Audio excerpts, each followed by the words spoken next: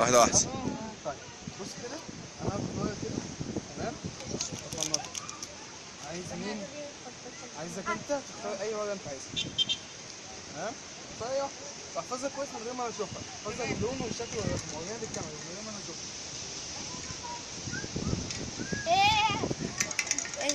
خلاص؟ خلاص. طيب خلاص خلصت؟ عايزك تحط الورقة بتاعتك في اي حتة هنا في النص.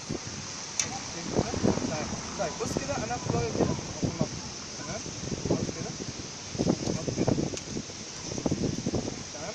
فنظبط الورق على اساس ان نضيع الورقة بتاعتك في النص. الورقة بتاعتك انت فين دلوقتي؟ نص صح؟ طيب انا هصنفها كده.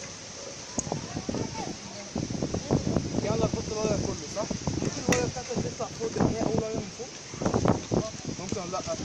ممكن صح؟ طيب اعمل كده. بص هتلاقيها طلعت أول ورقة من فوق هي الاتنين ديت صح؟ هي دي؟ ده بجد مش دي؟ مش الاتنين؟ طب استنى تعالى افتح ايدك كده. عدي كده امسك انت. في حاجة في ايدك هنا؟ مفيش حاجة. طيب أنا همسك الاتنين ديت أحطها كده هنا وأحطها كده في ايدك وعايزك تقفل ايدك تمام؟ بص لو ما كانش الاتنين ديت أكيد كانت تلاتة صح؟ مش تلاتة. طب بص كده على التلاتة ديت أنا هعمل التلاتة دي لو ما كانش التلاتة أكيد كان الواحد صح؟ لا مش الواحد. طب بص كده اعمل كده بص مثلا لو ما كانش الواحد كان الاتنين ديت مش الاتنين دي. طب بص هاخد الاتنين ديت كده اعملها كده بص كانت الستة مش الستة. طب استنى آخر مرة بص كده هتيجي المرة دي هي العشرة.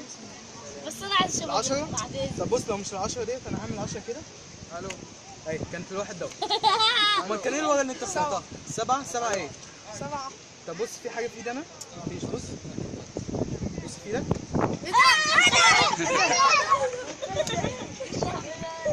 انا